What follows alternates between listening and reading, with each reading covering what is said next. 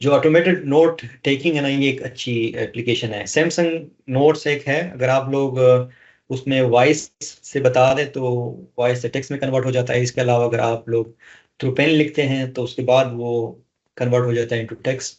तो ये सारे एआई की बरकत से हैं। गूगल कीप आप लोग को यूज़ करना चाहिए प्रोडक्टिविटी के लिए, और गूगल कीप में भी उन्होंने ये चीज़ें इम्प्लीमेंट की हुई है। गूगल कीप में आप वॉइस के जरिए भी कर सकते हैं, टू डू लिस्ट बना सकते हैं।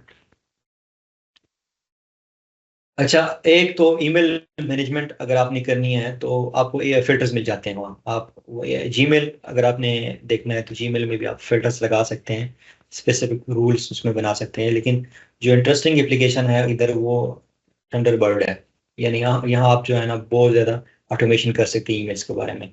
पहले ये मुमकिन नहीं था, लेकिन अब मुमकिन है। अगर मिसाल के तौर पर मैंने किसी को ईमेल करनी है सुबह 6 AM, तो मैं उसको स्केड्यूल कर सकता हूँ आजकल ये जितनी भी ऐप्स है उसमें।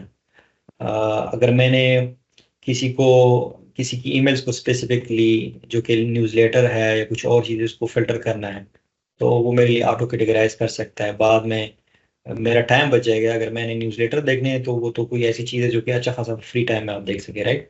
और जो इम्पोर्टेंट है वो आपके लिए लेबल कर सकता है।